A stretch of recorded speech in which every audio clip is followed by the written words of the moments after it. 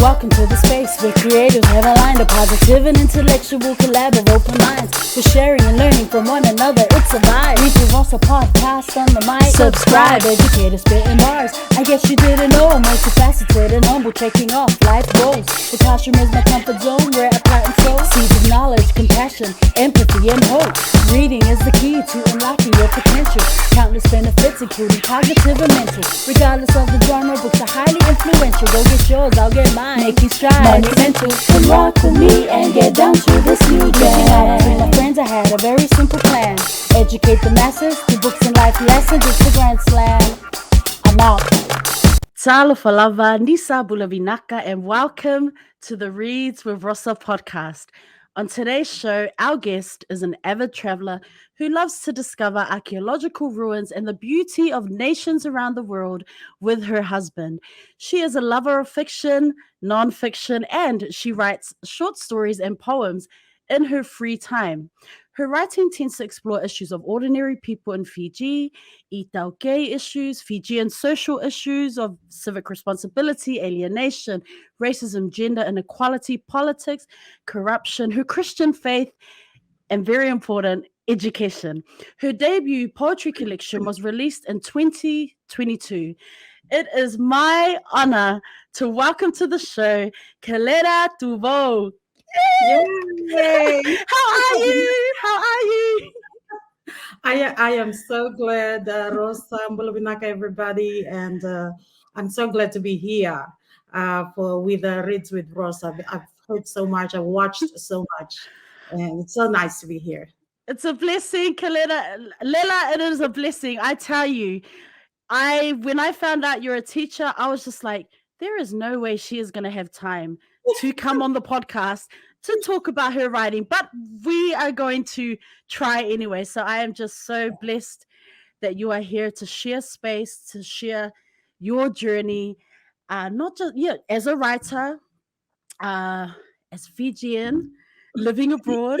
But most importantly, as an educator, an IB educator at that, folks. We'll get into that later. That's right. But before we do begin, Lela, I'd just like to ask you just to give a brief introduction to get us going. Yeah. Well, my name is Kelera Tuvou-Ganivatu. I'm married to a wonderful man from Kandavu in Fiji. He's also Fiji Islander. I'm a Fiji Islander. As Rosa said, thank you for the bio. Christian. I am a very fierce Pacific Islander. I'm, in very short, my paternal connection. I am from Ratambo, the western side, from Fiji. I am from Nandi. My father is from there, and I was brought up by my mother's family. Things didn't go, as life is. So I was brought up by my mother's family. My maternal connection is from Ra, which is the eastern side of Fiji, from Burewai. And so whenever a Fijian normally introduces themselves, they always say their name, their clan, and their toka or matangali, and then their village, and so forth and so forth. So I'm Kelera Tuvou again, and I am from Burewai, Nakora Tumbura. My clan is Wanavatu, Yabusarewe Sabu, and I'm a very proud Russian girl. You, I am from Wow, and that's from the eastern side of the island in Fiji. And wow. as you've said, we've been teaching all around the world, and just here and there we find the time to write, and we are going to talk more about that. Yeah. Oh my goodness, Kelera! Where do I begin? I have an outline in front of me to my right. As you were giving your introduction, I thought, oh, we could go that way, or oh, we could go down that road. But I guess my first question is, thank you so much for just sharing your family, your lineage, your connections. I would like to know about your name. Like, what does your name mean? Like, every islander, there's always some kind of meaning or story behind their name. Yeah, for me, well, I was asking my husband, what does my name mean? So I don't think there is a meaning to my name. but I was named after my grandmother. Oh. Um, my father named me when I was born. And I was born in the, let me backtrack a little bit. I was born in the Northern Division in Taveuni, the Garden Island of Fiji. My grandfather took his family there. My maternal grandfather took his family there to make a new start at the copper plantation. It was there that my father met my mom. Though they parted ways, I was brought up in a very warm and loving family, loving home from my mother's family. And I was never short of aunts and uncles, as you know, the very big, Matabu Valley. And, I really love the fact that I would say I'm very privileged to be given this name. This Mm. is my grandmother's name. She was she was a chief of her clan in back in Nandi, the western side of Fiji. She brought up my dad, and so my dad named me after her. And always everybody who knows me from Ra, and they would ask me, "You are named after who?" I said, "My grandmother." And every time when I heard the story about my grandmother, I was named after a very warm leader of her people. And with that, I would say that's probably my connection to that name. That's all there is to it. That's my Nandi connection, Nandi name. Yeah. That's awesome. Thank you so much for sharing. I'm curious to know about uh, is it education? Is it working as an educator? Is that what took you abroad initially? Or had you gone abroad to study? Like, where does going abroad and the writing Yeah. do you meet at along a path, or were you writing way before in Fiji before you left? Exactly. So, I was brought up by my uncle, by my mother's brother, in the northern side of Fiji. He was a head teacher. I had a lot of cousins, and so they filled my world.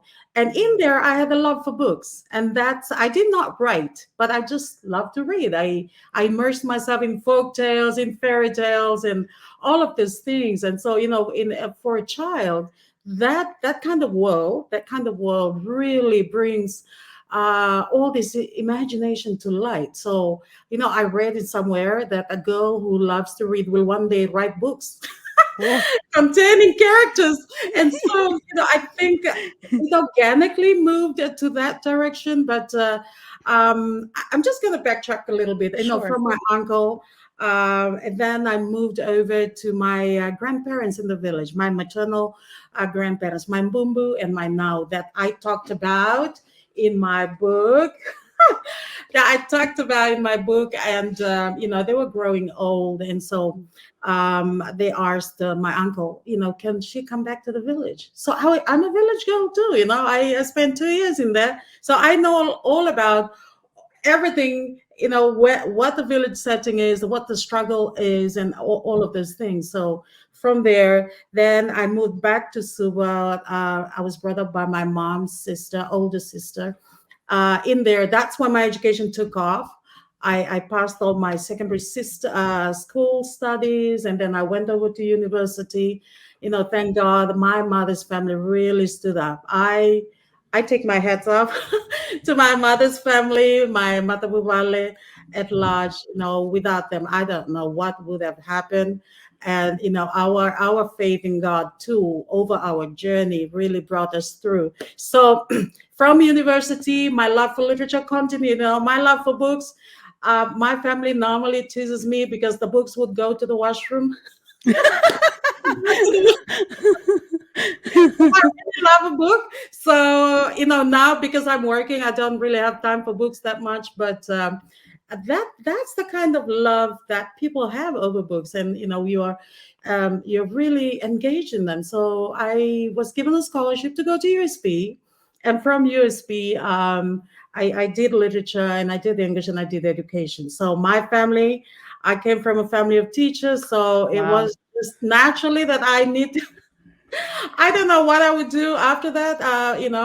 As an alternative, I wanted to be a biologist, but I sucked in. And chemistry and physics. I hated those two subjects, but I love biology. I love biology. That was because I was taught by Mrs. Balram, and she was fabulous. She was impressive. And so I was brought up in in that atmosphere of learning in USB. In there, I would go to um, uh, literary gatherings, literary festival, dramatic production. Ian Gaskell, say for example, and then you have Superman, Satendra Nandan, and all of these writers. And Wow. I think from there, when you really bask under there, Kanai Halithaman, Kanai Halithaman, when you're really in that kind of environment, it never leaves you. Yeah, it never leaves you. Mm. So from there, it was naturally that I had to be a teacher. So I there was no school in Suva, so they said, okay, you have to go far away. So in the western side, so I went to Lotoka and I taught there in one of these fabulous schools. Well, anyway, I attended a secondary school in Suva, Dudley High School. I love that school because the library was fabulous. And then I went over to Natambua and I taught there for 8 years. From there, I continued my education, postgrad literature and all. And, I got to really interact with all these writers, Satyendra Nandan, with their postgrad and Subramani. And all of these people really sort of planted a seed in my life. At Mm. that time I was writing, but not really writing. When I'm in the mood, then I write. But I collected some of these things, and I started writing. It was 8 years from there, in Natambo High School, and then I was offered a job at Teachers Institute for teacher trainees. So I spent 2 years in there at LTC, and then it got amalgamated. And a further 2 years down the line at Fiji National University, where I met my husband. My Mm. husband was a fellow brother in Christ. So from there, then he was the one. He's the international teacher. He Ah. he was involved in international teaching. So I got married to him, and he said, "Okay, let's pack up our bags, let's go." So Oh. now, at the end of 2012, we were offered a job in Mexico, and for me, I said, "Okay, I'm going to follow you." So I took leave and I went and I followed my husband, for his dreams. By that time, I realized that leaving Fiji was going to be indefinite. It's Mm. going to be indefinite, yeah. So my writing skills, I think, was really fine tuned when I left the Fijian shores. So in Mexico, I Wow. would say in Mexico was the place that nurtured my creative ability because I was far away from home. I mean, this is the only way I could remember my homeland. Wow. What was it about Mexico? Was it that like distance just makes the heart fonder? You're just like Yeah, I think emotional, you're trying to stay connected, you're in a yeah, different part of the world. Is where does that nurturing come from? Or were you starting to connect with other writers yeah. that you had? I think it's more to do with the physical Mm, location that is a distance. It's a very very much a long way from home, but your mm, interior mind has been fine tuned, so to speak. And so my connection back home, because of my longing for home, really is fine tuned from there. And how you are not happy with some of the things the government were doing and all these things. So mm, my poems are filled with all this kind of ranting, mm. extension from my social media posting. It found its way to my poetry collection. But yeah, so I think it's a physical dislocation or physical location that is so far away from home. And my interior mind, I think, in that way was sort of nurtured, yeah, Mm, by all these words that we teach. We teach a mm. lot of words too in the classroom, but at the same time, those words that have been deposited in our mind through reading. Yeah. Yeah, it's interesting you mentioned Mexico because when I was reading up or I was trying to research as much as I could about you, and then I Yeah. went back to your book, to your poetry collection, and then I was like, wait a minute, why does she have a Mexican? Why is the publishing company in Mexico? I was trying to. I mean, we'll talk about that some more when we get to the book. But when you just mentioned, I was like, okay, that's where the Mexico connection comes. I was like, what? How on earth did she connect with the public? But I mean, this day and age, I get it, right? There's many ways we can connect with others, with companies and things like that. Yeah. Wow. Oh my goodness, your story just gets more and more I interesting. know. I mean, like, we just have to stop me somewhere because I get a bit. Not at all. So, you are iTaukei poet. Yeah. I wanted to ask about elements of Fijian poetry. Okay. Are there elements of Fijian poetry that make it different from just like other styles of poetry, or is it really, it's more about the expression, the way in which you're using the words? I don't know. Like, is there anything different, or? I think this is different because when you talk about iTaukei poetry, it's talking about the tukuni, and the tukuni is the ancient way of storytelling where goddesses and gods come through the creative presentation of elders, creation stories, ancient tales. My book is not that. My book is a contemporary book.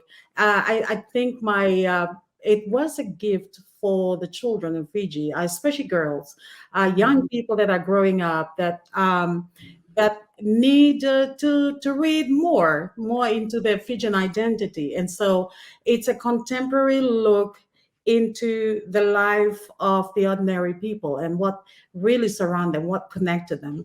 And the way I see it, yes, maybe in some ways I was influenced in some way, but I bring in the landscape, the Fijian landscape, but I did not really mirror that sort of like creation storytelling and all that to creative works. Yeah. Let's talk about I mean, we can come back to, I've got other sections, but we're going to go straight into the book because I know you're hiding it right there under the screen. Let's bring it out. Let's show the world. Let's be loud and proud about this amazing collection of work that you've put out. I have questions. Yeah. But debut collection. Yeah. Lela, congratulations. 2022. She dropped her debut poetry collection. She's going to show us now. Thank you. Because I have just the ebook, but the real book looks better, I think. This is my baby for now. I think I came across you on Twitter. I mean, I think so. I know people are calling it X right now, but I'm sorry, I'm still referring to it as Twitter. So someone had posted about it. It was the cover. The cover of the book got me interested. So so this poetry collection is called the Peregrine Falcon's Cry. Yeah, look at that. Look at that. Fem, it's so beautiful. Tell us about the cover, Lela. Tell us about that beautiful cover. Well, this cover, I mean, okay, let me tell you about Peregrine Falcon. Okay, everybody start like asking me, why Peregrine Falcon? Why Falcon? I mean, it's a bird of prey, yeah? And it's not associated with Fijian stuff. So I thought, you know what? This is all these works, all the poems in this book are the cries of my heart. It's the cries of my soul, of my heart, or whatever you call it. Yeah. So Peregrine Falcon in Fijian is called Ganivatu. So Ganivatu is my name. It's my marital name. And this is my husband's family name. So I adopted the family name into the title of my book because Ganivatu means Peregrine Falcon in English. So the Ganivatu is Ganivatu in Fijian, in English, Peregrine Falcon's Cry. Only a few people I could sense that they were able to connect the name to the title. Yeah, because I saw your name and I was like, wait, is she playing? I was like, this is a trick, right? She's trying to figure out if we get it. I researched and I was like, but the fuck? I was like, Peregrine, is it what? Now you're here to tell the story. Thank you. Yeah. Yeah, I was thinking about what should be the name. Mm, So I thought, no, I'm going to make use of, because I wanted like the cries of my heart. Oh no, that sounded so cliche. So I thought, why not the Peregrine Falcon's cry? And mm, because this is the cry of my heart, mm, about my homeland, about Fiji, and the things, the vices of societal vices, mm, corruption that was happening, and all those stuff that was happening. And I decided, okay, I'm gonna house it in a collection. But mm. there is the title. That's the name, the peregrine You falcon. know what? It's an extinct species in Fiji. So Right. yeah, Oh my God, that is so genius. Like, honestly, I'm like so glad that you came on the show to tell because it's just been like it's been nagging at me like, oh, is this really the connection or am I just making it up? But yeah, yeah. That's oh. the meaning. I mean, I'm a small timer, but yeah, I'm starting out. Now, if you talk about poets, like you got Craig Santos Perez, and you go Mm. Hello Mila, Kanaite Haliteran, and Persantia, Francis Koya. But I'm trying, to scratch the surface. You are stop. You are there. Man. Okay, I have to tell everyone this. Okay, I've got these other questions about the collection, but can Okay. I just talk about Yeah. what is really interesting about this collection to Yeah. anyone's listening or watching? Mm-hmm. There are sections in this book. Okay, Okay. maybe it's not referred to as sections. I don't know, Mhm. but it's there is the challenge, the appreciation, there is the island vibes. I love Vibes. the island vibes. There's the breaking, there is the rising, there is the faith walk Walk. and the tribute. Yeah. So can you tell us Mhm. why I mean, I still can't get past the cries of my heart. Sorry, I know you said it was cliche, tears of Yeah. my heart. But it's right here. I'm like, oh, I'm feeling that. Tell Yeah. us about why you Yeah. structured the collection like that. I decided to put it on their collection. For story collectors, for poetry collectors out there, Mm, those who are writing poems.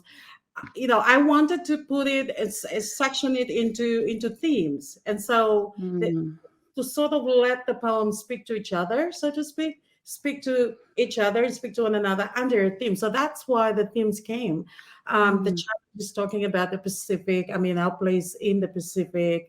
Where are we in all this place of modernity, modernization, westernization, and then the appreciation. I mm, decided, okay, I'm going to shout out to some people. So I really love this lady, Tarisi Sorovi, Wunindilo. She's been making waves. She's just been consistent. Um, mm, and so the people that really, really had impacted me in some way. So my appreciation. And then I really wanted to put it under like sort of like a negative, mm. positive, and rise, like Ah, Peregrine Falcon, yes, from there. I And get so, it. yeah, and also like I wanted to include it like the faith walk and my island Mm, upbringing, and the tributes. It's a very special section of my heart, because those are mm, tributes to my deceased mother's family. Those who really touch my heart, and they're here. mm, The people who really had seeded their love into my life. So those are why I decided. mm. It's more to do with the section, and putting it all together into manageable things. And Yeah, since you've got your book there, I wanted to ask you yeah, if you could please read um yeah.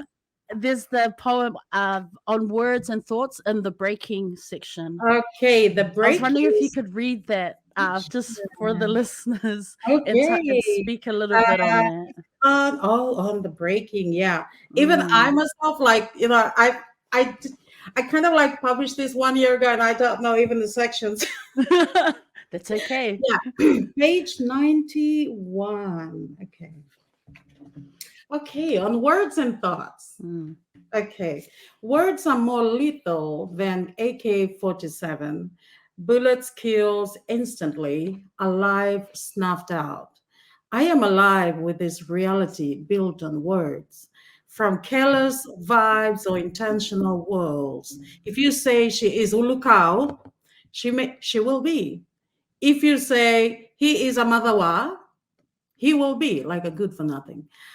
Words are arrowed intentions, always finds its mark in this emptiness with dead set missile precision.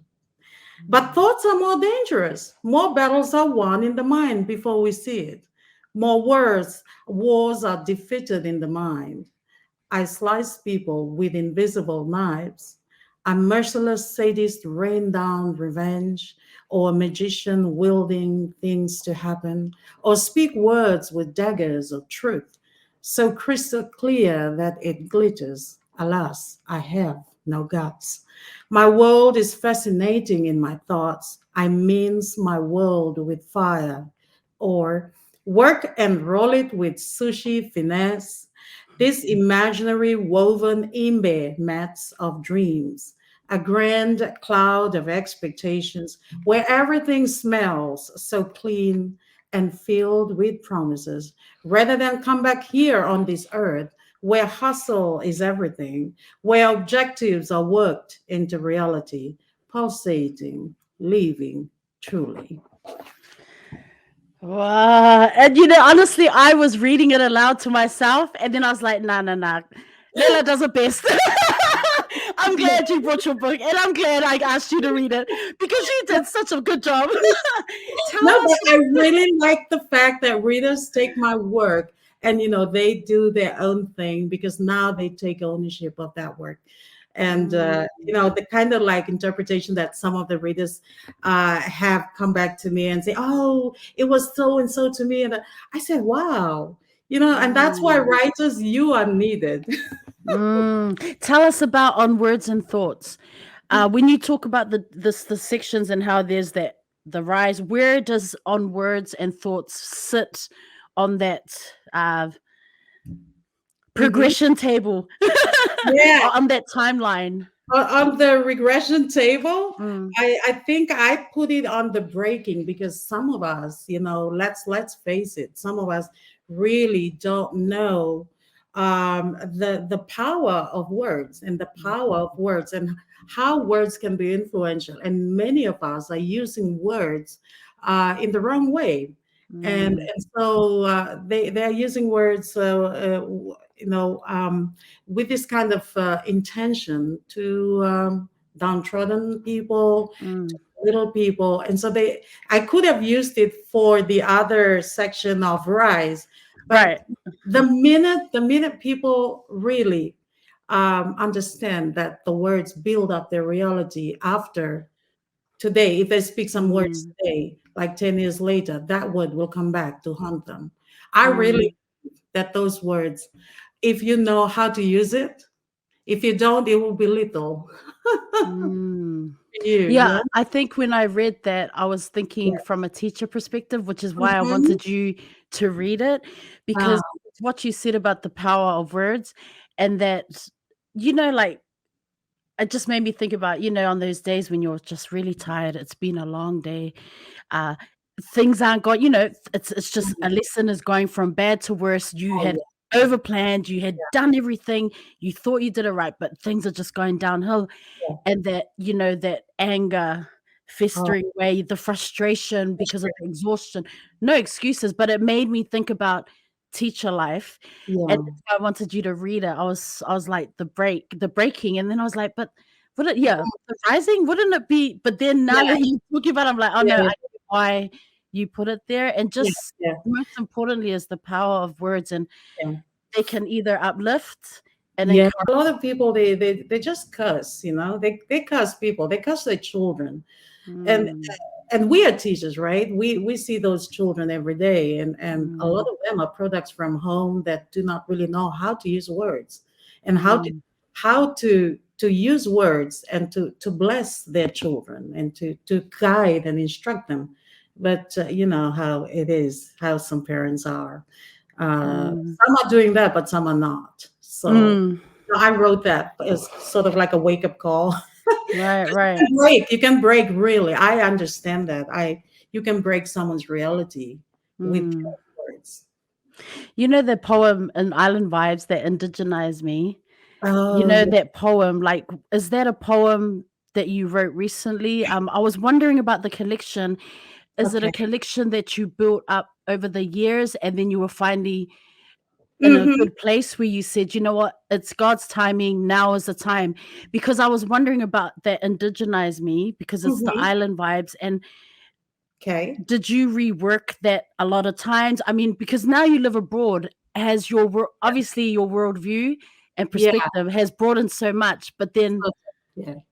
I don't know. If you would like to read it, you can, but you don't have to. But we can talk about it. We can talk about Yeah. it. Yeah. Indigenize Me is one of my oldest poems. I mean, Ah, I wrote it in 20, I think I wrote it in 2012 or oh 2013. wow. Yeah, Okay. I mean, I worked a Wow. little bit of lines over there, but Right. the original lines, it was Mm, really it was really a cry of my heart, as so to speak. The mm, original lines was very raw, and so it was a space in my life, a time in my life where things were just going bad towards in the government, and mm, I had some family members who were laid off from work because they spoke out against the government and they mm, resist. And so they did a lot of things. They spoke out the truth, and because of that, I a lot of things were happening in the government at that time that were turning against the will, right, so to speak. So mm, I wrote that in a moment of anguish, yeah, and it's sort of like a loss. It seems like our place as indigenous people were like seriously coming into question, at that mm, time. And so I wrote that, so sort of like to affirm me and my place in the society, because I cannot be someone, I cannot be Tongan, I cannot be Mexican or, American. I am Fijian. I am a Fiji Islander. mm, I will always be a Fiji Islander to my grave. mm, That was how people, a certain individual sort of instigated the fact, they came up with so many decrees and so many laws in a nation mm, to work out the definition of things. So it's like an anger, yeah, angry poem. mm. Yeah, But in yeah, reflection, now 2023, does yeah. what has changed for you? Like, if you were to write, say, an extension of that poem, do you see that a lot of that angst and those thoughts you had in 2012, do you feel like you're now in a place where you can reflect and write part Mhm. two? Or, like, what are your thoughts on that? Like, do you feel that things Mhm. have changed, especially, you know, staying connected to your homeland, but Yeah. living abroad and things like that? Like, Mhm. I mm, don't think I would want to change a thing in mm, there. I would, I'd leave it as it is, as sort of like a reminder of our heritage. Even mm, though I'm a Christian, I'm still a Fiji Islander at the end of the day. And even though I've traveled so many nations and seen so many people, and I think what connected us is our sense of humanity, but also mm, for the fact that we need to know where we are, where we come from. Who are you? mm, How people like, who are you? How mm, people use that question and they really want to ask you, I mean, where do you come from? And mm, who do you represent? So I wouldn't, change a thing, because right now there's a lot of talk on the lands and everything that were done in previous government. Even though the government has changed, mm, it's we could see that the change is going to take slowly. It's going to be a slow process. Yeah. mm. You know, the whole collection, I mean, there is just so many gems in this collection, fam. Okay, let's have a bit of an ad break here and just say you Yeah. can check the bio of this interview. Uh, check the bio. The link is there. Purchase the book. I always talk on here about how we can support our writers. How can we support Mhm. our authors? How can we support our poets, our creatives? So, fam, if you know that you want to support, follow on social media, or even purchase. You can get the ebook, you can purchase the physical book. Thank you. You will not regret it. Trust me. So click the link in the bio and, help an author, a writer, help one of our own out. That's the, seriously, you are not going to regret it. I was wondering, Lela, what are some of your favorites, or is there like that one favorite? It must be hard to choose Yes, a favorite. it is. It is hard, but yeah, I have Mm, some favorites. mm, I really like Indigenize Me. That's one mm, of my all-time favorite. I think yes. maybe because you're under that, that angst, and because it took a. I know that I expressed myself in a very simple term, but there were lots of things going on in Mm, there. And then there's another one, which is probably my last poem, Lingering mm, Sandalwood. My last poem is Lingering Sandalwood. mm, In Fijian, it's called Yasimboyawa. It's more like sort of a prayer about what you do here in this world. Like, you know, we are not here just to breathe and just to be born and die, but hopefully we can leave something behind. And this is my leaving behind legacy for yes. for the women and for the children, especially. I mean, we are educators for the Mm, children. I did this for the young people. And mm, even if the adults are not buying the book, I do, that's beside the point. But I did this because I knew there was uh, there was not enough literature by iTaukei writers uh, mm, in the literary canon. So this was my way. I mean, I I was very much involved in the literature department back in Fiji, but I realized that there's not many books written by Fijian writers, by iTaukei. By Fijian, I mean mm, indigenous writers. And I thought, why not? I'm going to contribute in some way about this. And that's why I take my hats off to Samoan writers, to Tongan writers, to Cook Island writers, Hawaiian, but mm, especially Samoan, like, Albert Wendt and everybody has really put their name out there, and people know their works. But, we are really facing a sort of battling a wave here, a wave mm. of non-readers, but if people like to read, people like to buy the works, and at the end of the day, I cannot put this out on free. I mean, Yes. it's a No, literary and work. no, this is part of the advocacy that we have, for the podcast, is to reach out. I try my best to reach out to authors, to our own, to women, just to amplify your voices. Not only are you doing it, thank you, Lela, for saying yes, I'm going to put this collection out there.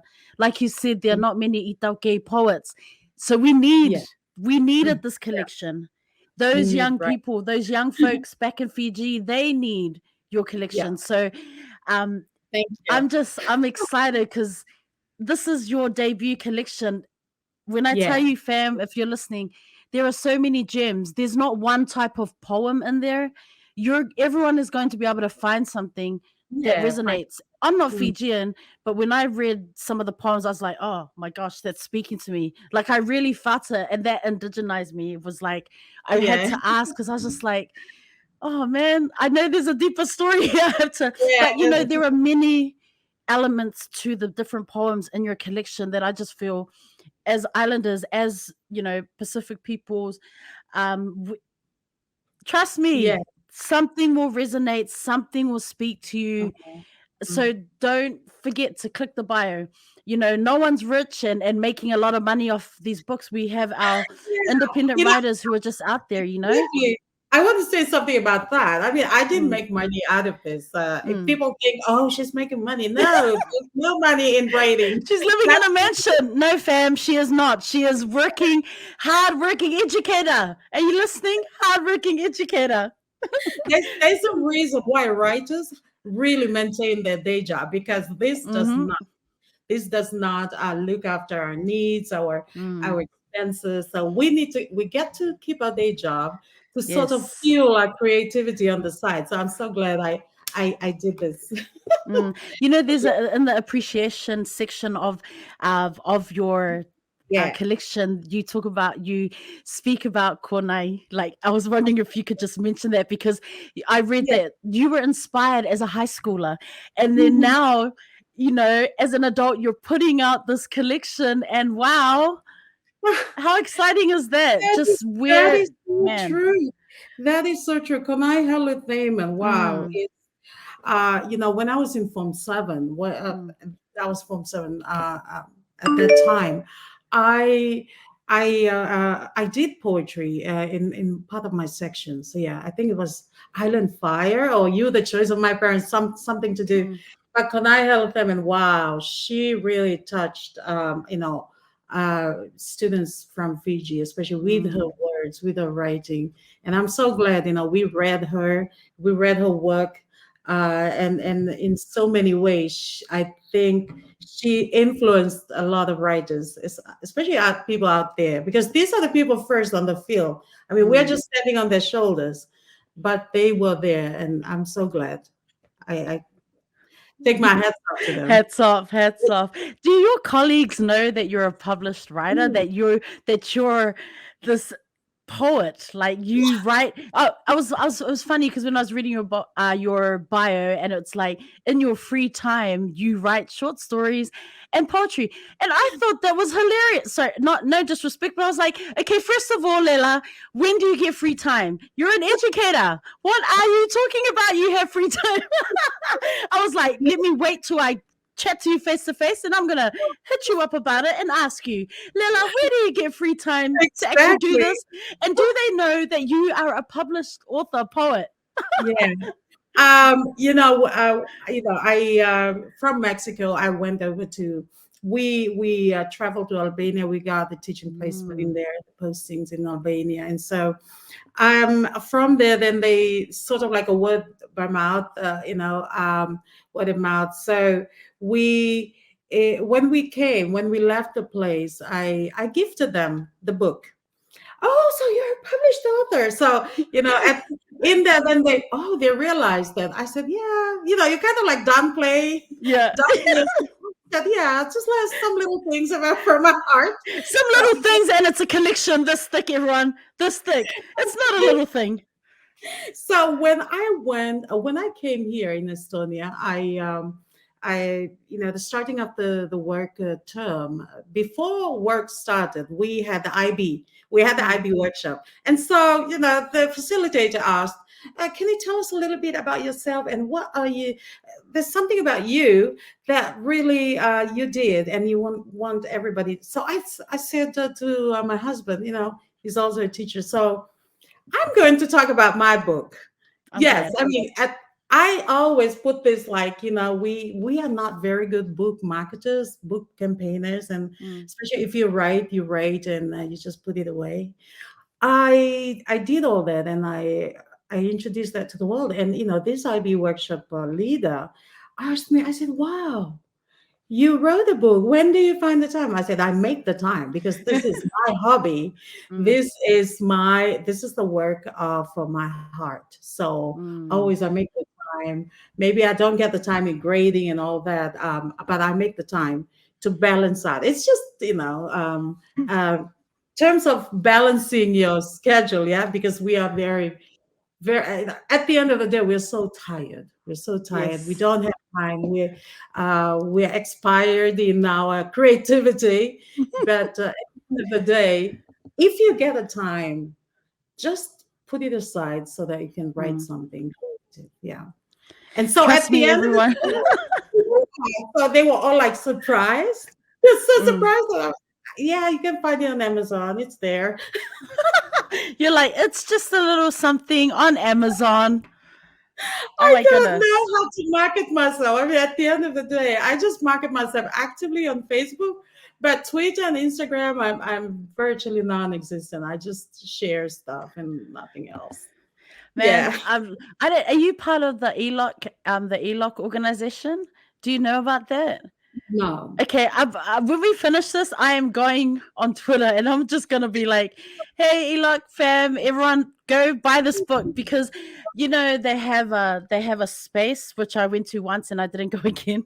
It's for AAPI, Okay. Asian Americans and Pacific Islanders, and there I Yes, yes. went. I found I was really overwhelmed, so I didn't go again. But now I'm just like, I'm going to put you on blast. Oh, That's what I'm thank going to you. do. I need to think about it, put a post together, and I'm just going to be like, link that because that's the organization is always, promoting books, obviously the whole, this being a IB educator, the whole I DEIJ, do. Yeah. the buzzwords and things. They're always pushing those books. And Yeah. I'm just like, yo, here's a poetry collection, beautiful. And what's the Hmm. bet? Half of them, maybe the only thing they've heard about Fiji is the Fiji water, but we're not going to Fiji talk about water. that. Do you Yeah. know what I mean? Especially So nowadays. yeah, I'm like, hello, this collection should be one of the books they're promoting. It's such a Yeah. important educational resource. So Thank you. I'm gonna work on that. Just a thought as we were talking there. Thank you so I much, Bula. No problem. I want Mm, to ask you while we've still got the book there is for those who are listening or yeah. watching, the book is not only beautiful on the cover, but the sections at the beginning of each section or the thematic sections, there is a piece of artwork. Can Oh, you please tell us about Natalie Dickinson? yes. There's a piece of artwork Natalie. that Okay. appears. Yes. I gotta shout out to my girl. Yay. Hey, Natalie is British, and she's a watercolor. She is, I Mm. don't know what I can say this, but she's a watercolor artist. She's also a teacher. She was teaching with me in Merida in Mexico. Mm. So I said, "Wow, Natalie, I love your drawing. You can draw." So from all of the teachers out there, I think I was. Very much buying her artwork because I love her artwork. And I said, wow, this is really fabulous. So I asked her, why, if she can, draw something about a Fijian lady because she is an art illustrator or an artist. So she says, looking down, meditative pose, and surrounded by flowers. Mm. And I said, can you do something like that for me, Natalie? And can you illustrate the starting of my themes? And she said, yeah, I can do that. I can, anything is possible. So she started doing this. So I'm looking forward to further collaboration with her for my children's book. But anyway, we'll talk about that later. But I love her work. Mm. She's very much a um, I love this. Mm. See, So, we want to so shout out Natalie. shout Big out shout to out to Natalie. Natalie. Yeah, and so I said, Natalie, I'm gonna pay for this, but can you give me permission to use your artistic works here because those Mm. are artistic rights, right? So she says, yeah, by all means, you can use it. So I used it in my work, in Yeah. my book, and I made sure that it is colored so people can see. Yes. Yeah, but So important. That's the first thing I know. I mean, okay, I noticed the sections and then I stopped. I was like, yeah, wait a minute, there's artwork. Then I saw the name. I was like, right, we're adding that to the outline. We need to shout out this person who now we of know is an course. educator, Yeah. Natalie. Yeah, she's she's very much a creative person, just like me. Mm, And she's married to a Mexican, and mm. she's continuing to do. I think I will also link her artwork or page with you. I will share Yes, her page. absolutely. Please do send it through. Let's stick it Yeah, in the bio so people can connect not yeah, only with Lela, but her amazing artist friend Natalie. yes, So check it Natalie. out, fam. I was wondering, so the book is yes, the book is available on Amazon. Check the bio for the link. Yeah. Is your book available, anywhere else in the Pacific or Hmm. and do you know if it's available like in New Zealand in a bookshop or like Yeah. The thing is, okay, I'm gonna backtrack a little bit. I put this mm, book on Amazon, right? I put mm, this book on Amazon. I haven't been able to make money from Amazon. right. Everyone talks about that. No one makes money from Amazon. No Everyone, are you one, listening? So the thing is, Amazon is a giant. It's a monstrous Mm, giant that eats your money and your sweat and your creativity mm, and everything. So because I printed it like with colored pages and everything, so whenever a person, I just want to tell this to the people who bought my books. Whenever you buy the book, Amazon will take their cut and I mm. will take the rest, which is really peanuts. So Right. I'll take the rest. And right now, I'm still waiting for my book royalty. I'll chase after them again. Mm, I'm looking at a chance to self-distribute, and also I distributed this book in Fiji. oh, nice, nice. Yeah, in Fiji. So I distributed that. I came over to Albania. We had it published by an Albanian company.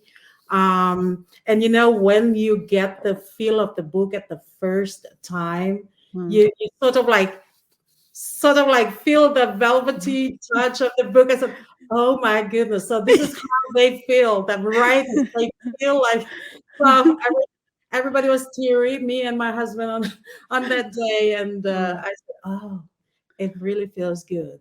All mm, that sweat and so we shipped off like 2 cartons, I think, over to Fiji. It cost a little bit of money. Of course, it costs money to ship anything out mm, there, and so my aunt is distributing in Fiji. So if anybody asks me online, from Facebook mm. Messenger and all those places, I'll get their contact numbers, and I post the book to them. But in I very interesting because I had a look at Wheeler's bookshop, Right, right. and they were selling this book for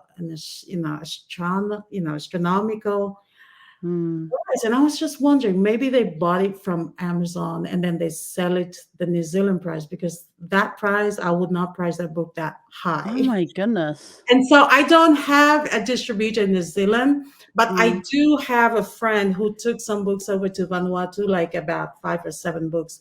And mm, everybody from Vanuatu loved the artwork, loved the mm, poem, and they snapped it up. And I said, "Oh my goodness, I need to take the books over to mm. Vanuatu, and maybe in other places around the Pacific Islands." But I need to get to Fiji and the Pacific in order to do Right. that, because right now I'm in Europe and Yeah. work and everything. So maybe next year we'll see. If we have any Pacific, distributors, Yeah. Australia, New Zealand, I mean, we know there are some out there. Please Okay. get in touch with Lela, with Kelera, and it's going to be worth it's going to be worth the investment. That's all I'm saying.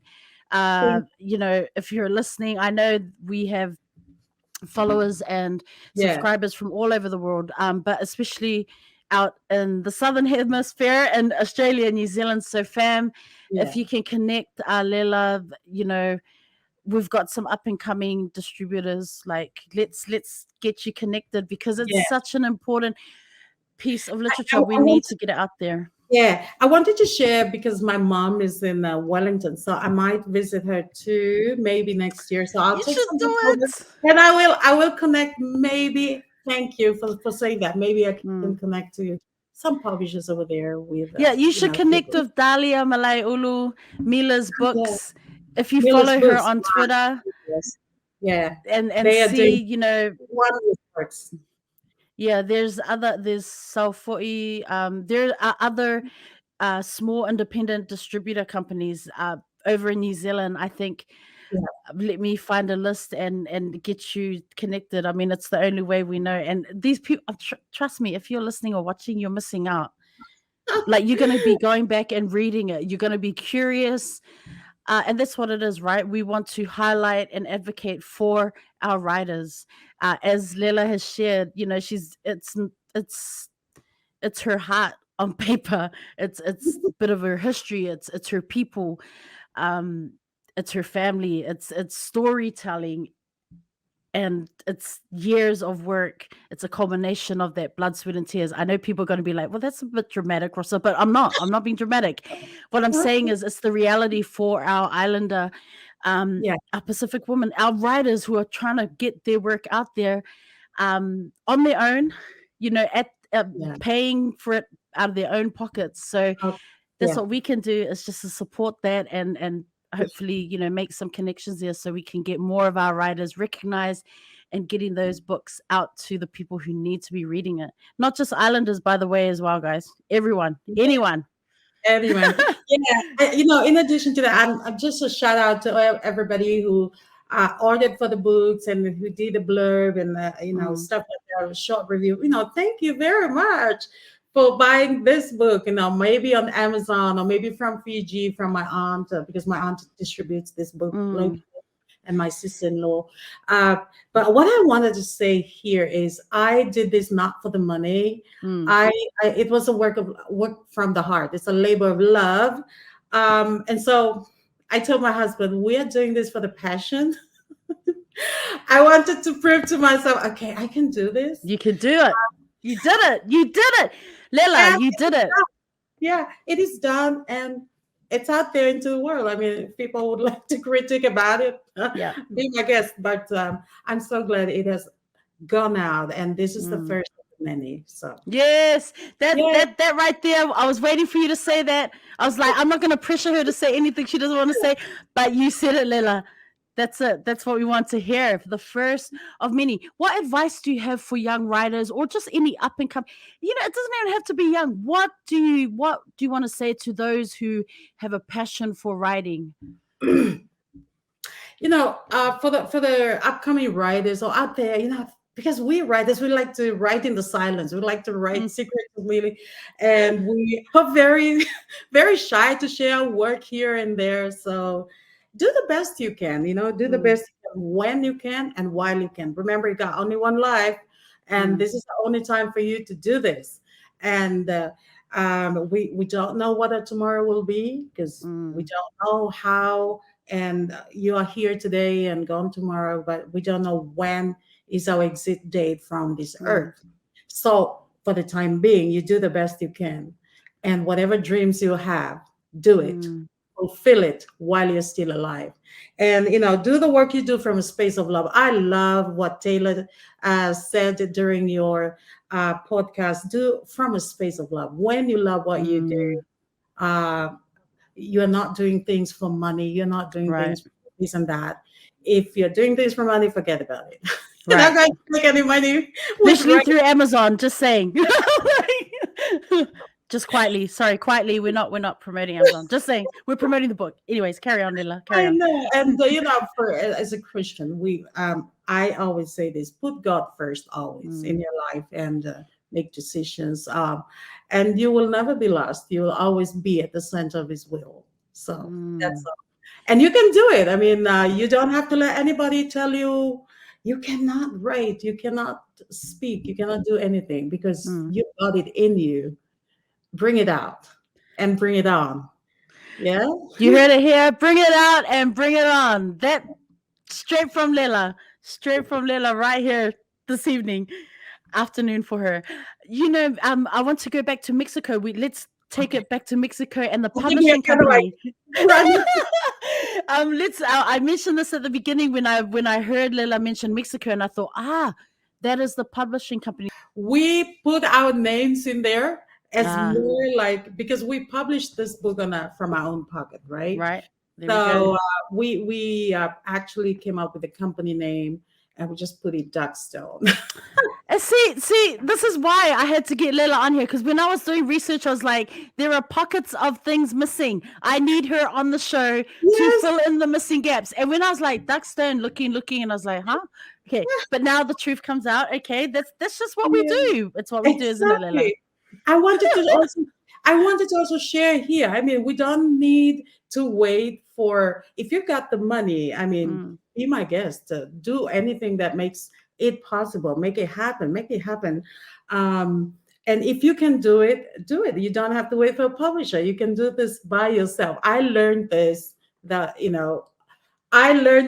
every step of the way, from phase 1 to phase 10. And mm, thank God, when I came over to Albania, we did a publishing of this book, and I got to see the processes, how it went through the printery and mm, everything. And I said, wow, this is a very big process in just bringing out a baby into mm. the world. So yeah, that's the public publisher's name. So it's more There of you a go. There you go. publisher. I'm going to say again, purchase the book, fam. Support it. You can get the physical Thank copy. You can get an ebook. Um, I was wondering about, you mentioned, you have a children's book. Is that a secret? Oh, oops. You Yeah, mentioned, is that your next project? Is that something you're working towards? yeah. I mean, in between my next project, because my next project will be a collection of short stories. I finished that Ooh. collection of short stories. I finished it, but I just feel that it's not ready for the world yet. I mean, I Mm, need to do a lot of heavy editing and mm, in the stories, but the story's title is Beyond the Sand and Smiles. Beyond mm, the Sand and Smiles. So the story is especially on Fiji, and it's a look beyond the tourism pamphlets, a look beyond the Bula smiles, a look beyond the sandy beach. mm. It's more like a critical look at our culture. It's not only a critical look, but it's also a celebration of our culture. So I've got it all in that collection, but I'm biding my time. I'm stalling. So maybe next year, I would publish that book. I'm excited. I'm excited for the short stories, but you know what? You just take your time. We're Yeah. not rushing you. We are definitely not rushing you here, but it's exciting, especially for those who are already following Lela on social media. I mean, we've got lots to look forward to. And then the children's book you mentioned, I mean, Yes. um, I wanted to know because when I found out you're an educator as well, I was like, oh, I wonder if Yes. I'm a huge fan of like picture books and things like that. Picture books are not just for like little kids, but I was wondering, yeah, like is it going to be like a picture book? Is that what you're thinking or working towards, or is it more like a realistic fiction or a novel? I would like to start because now when I came to Estonia, I'm teaching middle schoolers. I'm Mm, teaching grade 7, grade 8, and also grade 6. So they also gave me because the librarian went on her maternity leave. So mm. now I'm in charge of the library. Oh So my the gosh, cool. for primary school students. So I'm surrounded by all these children's books, and Mm. every day I'm surrounded by these books. And I said, "Wow, I can do this." So That's the I'm, inspiration you need. and it I'm seems like saying it's a divine call. I told my husband, yes. I believe that God is putting me here for something. So I'm thinking of something Fijian, telling adult themes in children's language with kiddies character and all Oh, I that. So love I'm that. gonna start with picture book first, and then I'll graduate from there. Yeah. I'm already a fan. Fan again. I'm already a fan again because she said Thank picture books. you. That is exciting. I wanted to ask you, you mentioned middle school teaching. What would I hear or see in your classroom if I was a fly on the wall? Um, if you were a fly on the wall, yeah. I love your interview with Vani, and I'm like Vani. I honor children's voices in my Mm, classroom as long as they know their boundary of respect and tone and language. And as educators, you need to teach children how to behave, mm, how to talk decent language, how to do things in your classroom, because you can never assume that they know all these things, because they yeah, will try you. Yeah. So yeah. you're an educator, Rosa, and you will know. But I'd like to have a lesson that is planned out Mm, in advance. Not only that, but I also like to be spontaneous, organically mm, feeding in on the things that children are doing. I like to involve a lot of technology in my classes. We right now in my grade 6, we are doing film and storytelling, the Pixar oh, unit, and they love it. They just love it. They're going to do film storyboarding. So I really am taking my writer's hat and bringing yes. it into the classroom. I mean, they're not all there in their writing skills. I know. Mm, But I'm going to guide them through the editing process. And this is something that have really, really, I every day I'm talking to my husband. I said, I love today. I love today. And the children did this. And, so every day it's more like an exciting day. It's not boring. It's not the same. So you could either be there and today you're going to be really down the scale. And then tomorrow it's more like I love my classroom to be because I teach them English. So I need them to talk. They cannot be quiet in my classroom.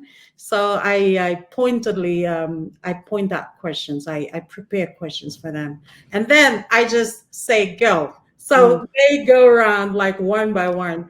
But I really had to teach them from day one how to talk because some of them really did not know the classroom dynamics, the classroom form, the classroom routine. So we had to go about doing that again before. So now I'm looking forward to the assessment. So now it's I cannot read right now. I cannot write because I'm doing a lot of grading. You're being a teacher. So when you say free time, I just still do not believe you. I'm like, Lela, stop. You do not have free time. What are you talking about, woman? I want to shout out Lela mentioned Vani. I mean, bless her heart. Yes. Yes, Vani, also part of the ReadswithRosa podcast family. Again, I also met her, like when I found out she was also an IB educator, we just do not see many, island women, people from, I was just like, what? Then I found out you, and I was like, what? There are more of us out there. So it's such an honor to have both of you on the show to share your experiences. These are stories that need to be heard, and what better way to come directly from the both of you. So shout out to Vani. With the time I interviewed her, like it was restrictions were still on in the part of China where she is. So bless her heart. And now we're connected. I mean, like I said, it's just such an honor to have two strong, mana wahine, two strong, Fijian, iTaukei writers on the show, because Vani also has a picture book. I also posted about that. So I'm just saying, fam, Amazon, you can purchase these books. We will also get the bio. In the bio, we'll get the contact. There's a Fiji contact through Lela's family who are also distributing there. So let's also get that in the bio. Click the link, go send an email, and we'll see how we can help you out there. Well, Lela the teacher. I know. We wear so many hats. So at the end of the day, you're kind of like confused with all this energy. Have you met other Fijians out? I mean, I've just met you and Vani. Well, not met in person, but this is kind of in person. But have you met any others out there? Yeah, we do. I mean, we have a very big Fijian IB community. They are teaching in Dubai. They're teaching in no way, really? In Dubai and what is this? Abu Dhabi. Abu Dhabi. There's a big number of them in Abu Dhabi. I mean, I'll shout out to them too. Dee and the family in Vinaka. Wow. And also, we had a friend because of Alena Namoto. She's a principal in one of the school in Albania. That's why we came over to Albania from Mexico through her connection. So we're so grateful for Alena, and she's also IB educator. Right now, they're in Dublin. They are attending. They are attending the IB workshop conference in Dublin. Wow. Yeah. So we are actually as Pacific Islanders. We are all over the world. We're everywhere, fam. I think Lela's giving me hints. I think I am going to Estonia or Albania. I'm just kidding. I think that's where the calling is, apparently. Oh wow, I'm in awe. So I wanted to ask about, because I cannot wrap this up without talking about travel. Okay, so you were in Mexico, then you moved to Albania, now you're in Estonia. Languages that you've picked up along the way on your travels / educator life. Yeah. Yeah, it's as an educator, as an international educator, you are so blessed. You're so blessed, and again, I'm going to take a piece of Vani's advice. You are a visitor to that country. I mean, Mm. nobody forced you, nobody Yep. forced you to teach in that country, but you came willingly. So it's been a wonderful cultural education. And we stayed. I don't know, Rosa, whether you know this, but we stayed in Mexico for 10 years. For 10 I long think I'm going to Mexico next, guys. we loved the place. I mean, Mm, I think in our experiences, Mexico will always have a special place in our hearts. mm, And it's not just the people, it's not just the food and everything. It's I think it's to do with the culture as a whole. And they're so warm, and we love the fact that we came to Albania. We just love the Mediterranean countryside, and wow. we didn't reach to Greece, so we were traveling to Greece, like cheaply. People Oh, think that we have a lot of money, but no, we love to travel cheaply. Like we right. go for cheaper deals, and so I leave it to my husband to do all that logistics. I just take the camera and I take photos of everybody. And so it's been a wonderful experience being an educator, getting to visit all these places that you would never do if you were in Fiji, if you were in Mm, your homeland back in the Pacific. So, yeah, we are flying our Fijian, our Pacific flag high wherever yes. we go. But at the same time, we are enjoying the places over there. We got to learn Spanish, Mm. habla español, yeah, see. Oh, wow. So, Bien. That's why I studied in university, didn't get that far, but bien. yeah, yeah. So we knew a little bit because we stayed on for 2 years in Albania. We knew a little bit, just like saying hi and bye Mm. and thank you for Menderi and all this kind of Oh. word. And now we're in Estonia, so we are envisioning to be here for longer because we'd Mm. like to stay here for further education, for our PhD. Mm. Husband wanted to do his master's, but it's still on the planning stage. But we Mm. we are going to look into that later. So we need to learn the language. We need to learn Estonian. Uh, Yeah. Wow. Are you close to Russia? I'm just thinking of Estonia. course, we are neighbors. Yeah, I was like, I feel like the next tweet I see, you're gonna be crossing the border, or you'll be like gallivanting around Russia or something. I don't know. It's just Rosa, I mean, I'd like to tell you because we have all already traveled to St. Petersburg while we were in Mexico. oh, We came through to Cuba. From Cuba, they have a direct flight to Russia. So we traveled to what? Moscow, to St. Petersburg before the war, the Ukrainian war. So Wow. we were in there and we love Russia. I mean, we enjoy the place. But now because Mm. of the war, I mean, No our one's gallivanting around Russia but the military. no, That's right. Stay away from there. sensitive now. Oh. Yeah, so and it's very interesting because about half of the population here in Estonia, they Mm. are Russian. So Yeah, right. Because yeah, that's the US. If we think about the USSR, right, and then it just got broken down into oh like yeah, yeah, because Czech, of yeah, Slovakia. yeah, and Yeah, also because of the occupation. During the occupation, they came to yeah. settle here, and they did not return to their homeland, so they are here. And as Mm, teachers, we handle Russian kids, we handle Estonians, mm. and we handle all these kind of things. Yeah, so it's quite interesting. But I think Wow. it's part of that repertoire, yeah, of your experience. Yeah. When you go back, we would like to go back to Fiji. Would like to retire back to Fiji. So I told my husband once we reach Fiji, no more traveling. I'm locking the door, putting a lock on it, chain. You are not leaving. No one is leaving. No more.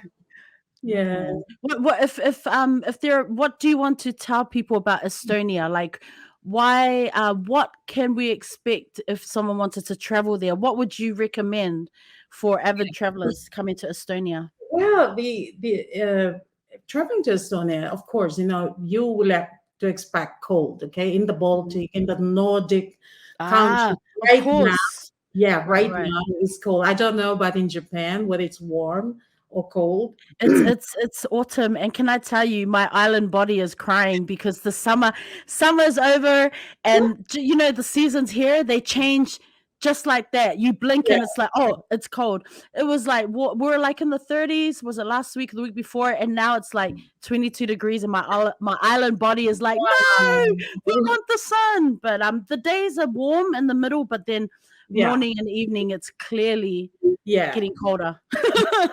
So I think I gather that in here, even though it's autumn, it's like cold for our specific area, Mm, definitely. So yes. you do expect the cold, do expect the greens. I mean, now the the leaves are falling, but the Mm, place is really green. I mean, they're so big, wow. very big on green. Um, and all that, very advanced, very, I think they're like Japan, very advanced, Mm, digital place, a very structured place to, like any, even though it's a small town, it's a mm, historical city. But what we love about this place is that it's all connected, and it's just filled with multi-ethnic people, like from mm. Africa, from India, from Wow. Asia. Yeah, so we see all kinds of people here. So, Mm. we felt sort of like at home, that we are Oh, not that's cool. the brownie. We Yeah. everybody here. Yeah. That's so cool. That is, I wouldn't have expected that. So I wanted to ask, but it's really nice to hear that, it's a safe place and you feel at home there. It's good. Before we wrap up, I wanted to ask about self-care. This is a question I ask Okay. everyone, like health, wellness. As an educator, this is always the educators are like, I don't look after myself. But how, Lela, how do you take? I mean, we know you love to write, but what do you do downtime? What do you love to do besides writing? Yeah, I love to read, of course. I love to read, but I think majority of my self-care, my wellness and everything has to do with the fact that we're Christians and we spend a lot of our time zeroing back to the Bible. Like, at the end of the day, we have devotions with my husband, sort of like to calm our spirits. Mm, And it's sort of like we live the day, even though it was kind of chaotic, we live the day on that day on a very good note, very positive note, very calm note. So for me, my self-care is my belief in the Bible, in the Word, and I try and read the Word of God, mm, the Bible a lot. So to feed on that, on the wisdom of the words, and of course, I get some books that I love. I think the first place that I visit the airport are bookshops. When I mm, get to any city, I visit the bookshop. I'm like, okay, I need to stop this mm. because I cannot take all these books to the next location. I'm just wasting money here. I cannot help myself because I go to the bookshop and I just buy books and I read it. So in that way, you're taking care of yourself, but also like in here, it's a very good place to walk about, and that it will take care of our wellness. Our school is a very big fan on people going to the gym. Oh, really? Wow. Okay. Maybe it's the winter. Maybe it's the winter gloom or winter doom. I don't know but they say, okay, all teachers need to go to the gym and we will sort of reimburse monthly. So we are looking now for a gym to Wow. help ourselves in That's that. pretty cool. Yeah, That's I pretty think so cool. too. I'm going to Estonia, everyone. I'm going to work at Lela's school to get free gym membership so I can go to the gym. Oh, Lela, when you were talking about, obviously faith, you're a woman of faith. I was wondering about Estonia. What's the main religion there? Is it the Orthodox? Is it Christian, I Catholic? think they are Orthodox, quite a Oh, number here, Orthodox, but a lot of them uh, are atheist. really? Yes, yes. A lot of Oh. them are atheist in this place. I mean, I came from Albania also. It's the same. Hmm. As we begin to close down the show today, I have to ask, come at me, Lela. Book recommendations. What do you have for us? Yay! I have a number of books, but anyway, I this is where I write the stuff that I do. I Oh. scribble my thoughts in here. Book recommendation. I love I love these guys here. I mean, they were the ones. They were the first writers to sort of like they are Fiji in the Fijian. They are Fijian Subramani, and also Mm. we have Satendra Nandan. I want to say something about this man. Please do. He has been our, I would say, a mentor for Mm. me because I still remember when he took me for postgraduate literature. He is a poet and a short story writer and an essayist and all that. But what I want to say about him is he really, I think he's sort of like um, left something in us on that day. And I still remember that place in our classroom in I think it was in Fiji. I'm not quite sure in the institution, but he said, Kelera, there will be a time in your life that you need to do something about you, about your people, about things that matter.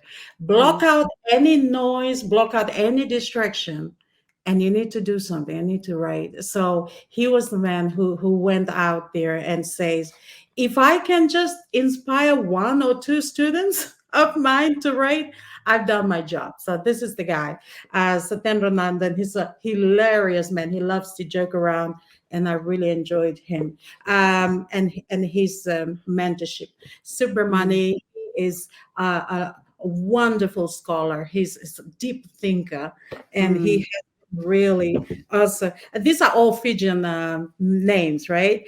Mm. Ratu Choli Mamraiwiwi. I really, it's what a loss to Fiji because he has passed on, but Mm. what a loss. He is one of the finest mind in the Fijian.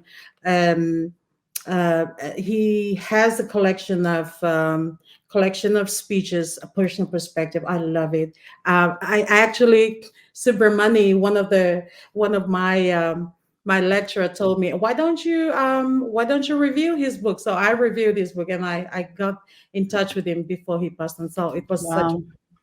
yeah, and also he was one of the foremost men in Fiji, foremost scholar, leadership in Fiji, Rusiate Nadakalo, a wonderful, wonderful writer.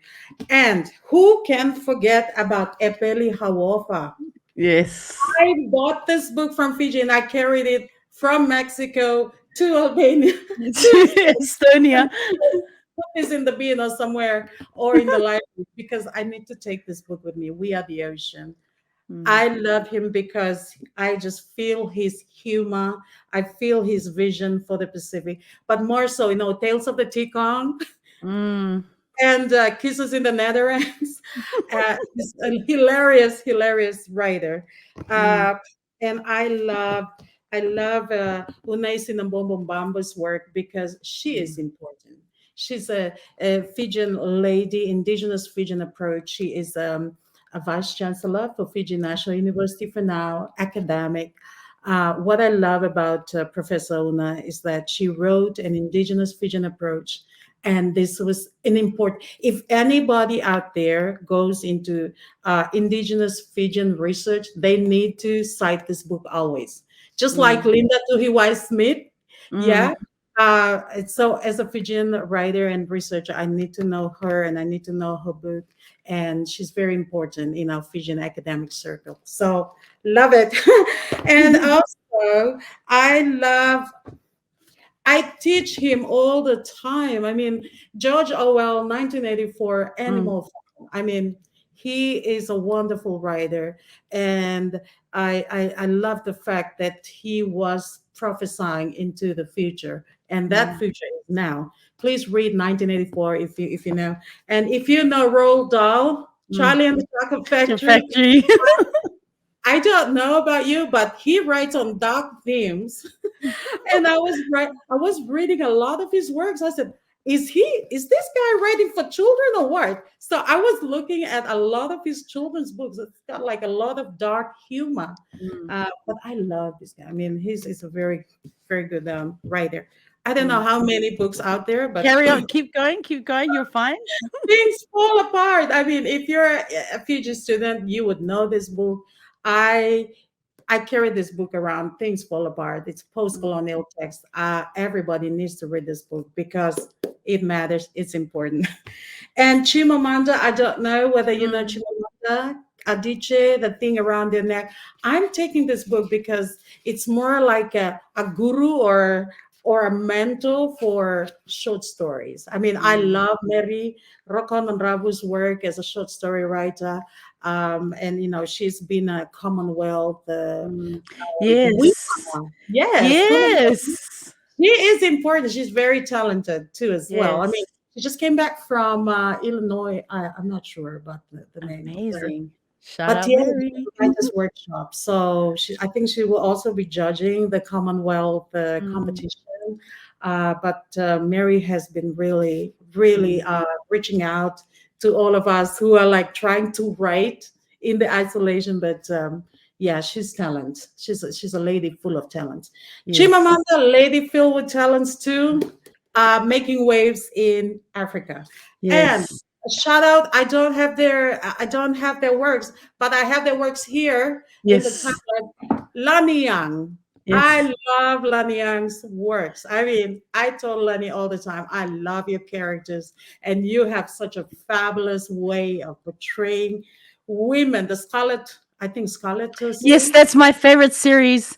I've read that over, like I've read it, reread it, and I do not get sick of it. That's all I'm gonna say. I think she has a cute way of just portraying our pacificness, and Mm, I love it because I was just hooting off, and I was just laughing at some places where you have some Pacific humor. I'm sure the right. Palani will not get it, but I got it. I mean, as a Fijian, I got it. I said I can relate to this. So thank you, Lani. Please write some more. Yeah. uh, Carlo Miller. Oh my goodness. Carlo Miller's works is beautiful, especially as a poet. Selena Tusitala-Marsh, poetess. Mm, Beautiful writers. I mean, you just need to buy their works and you know right. why. And of course, we have some other writers, and also Hawaiian writers. I don't Mm, have their name, but Craig Santos Perez, Sia Figuel. yes. I read Sia Figuel's works, and it's very important. The Girl in the Moon Circle. I read it so many years ago, but ever since then, we've been reading a lot and a lot of Mm, books, right? But I believe that we need to start from the Pacific and then moving out. But all these works are important, and I believe that whatever we do matter. Yeah. I want to go back to that notebook that you put up and then quickly put down right at the beginning. Your notes where you write everything. Oh, Show us that notebook yes. again. Tell us about Yes. your notebook. This notebook. It's like all the kind of things I write in here. So this is where I write my Wow. can you see like all of the place? Yes, Yeah. it's So I I think write. you need to glue it together. Like, I think you need to fix it or something. Get your stapler, glue stick, and So this is where the magic happens. I never write oh, on on the document. I have to write on the page. So all mm, my this is all the things that I've been writing. It didn't wow. make it to my collection, Mm, but I these are things that are to come. So all my mm. poems and thoughts and everything goes into this book, and I've kept it religiously because a lot of the times when I write on the papers, it goes missing, and You don't use your phone for notepad memo or your laptop or anything like that, no? yeah. I do, but I really need to get in touch with technology. But I'm like an old school. But your notebook's so pretty. I'm not even judging. No judgments from my end. So what I do, I'm all the time I go to a bookshop and I find something really nice. Mm. Um, oh, this is nice for journaling. I just go out there and Yes, randomly buy. I do that too. I will go to a stationery store and find this really beautiful notebook pages. And then I'm like, I'm going to journal. And then a year later, I'll find that really beautiful notebook still. package not even opened up or anything, and I'm like, oh, I need to stop. I need to get a grip and stop this. Stop this, Exactly. Rosa. Lela, thank you.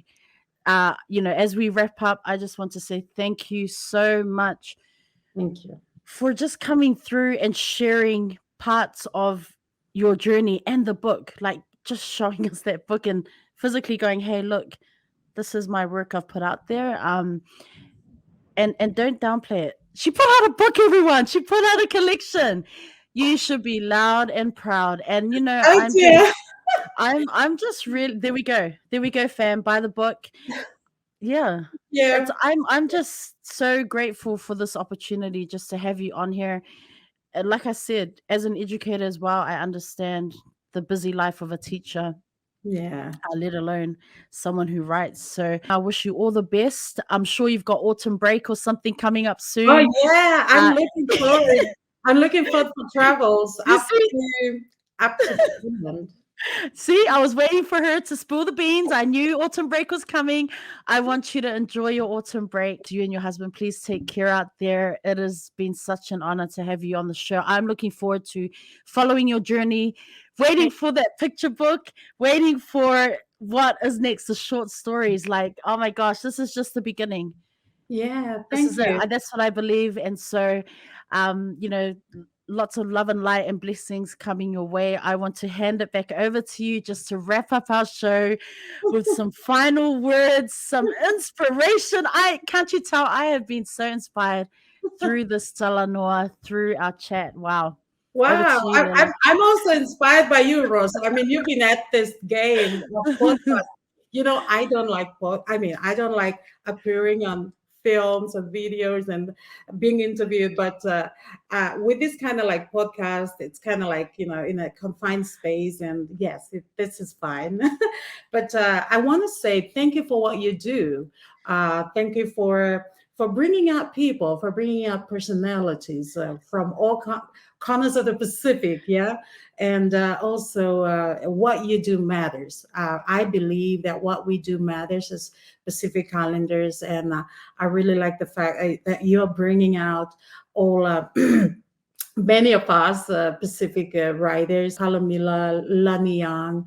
I really like the fact that you're also adding more highlights to their work, because a lot of our works are done in isolations, and a bit of networking like this, a bit of exposure really goes a long way. So I thank you for doing this consistently and putting it out there on YouTube for the Pacific viewers. So, just in closing, I believe that we do what we do with a passion. At the end of the day, as a teacher, I I wanted to share with you. This is what I do for my grade. I mean, I'm not doing this because I'm a Christian, but when the students go home, what I do is I take out like a wiper, and I just wipe their desk. This is the grade 6. We have cleaners. We have cleaners that come into the classroom, but I'm beginning to do this. I haven't done this at all in any of my teaching career, but I'm beginning to do this here because I want to see how it goes. So I kind of like wipe off their desk and I pray. I pray for my students and I pray for my environment and I pray for where I am, because I believe that we are there for a reason and we are there for a season. Just like you, Rosa, in Japan, we are here for a season. And whatever season we are in, we need to make that impact, create that impact so that when you leave, people feel your absence. So wherever you go, you need to create that impact. I'm not going to be here forever here in the Baltic. I'm going to go back home one day. But I've done a bit of my networking in Fiji for 10 plus years. But I decided, okay, why don't I teach? And so this is also a shout out to teachers who would like to go into international teaching. Get into the game and apply for places, and you will see it. Everything in life, including this book, including teaching internationally, Yes. includes risk taking. Be a risk Yes. taker. And in IB, we're a big fan of IB. Be a risk taker, be a caring individual, be an inquirer, be a global citizen. We are no longer. I don't just see myself as Pacific. Islander, Mm. a global citizen, and there is a purpose for me in this world.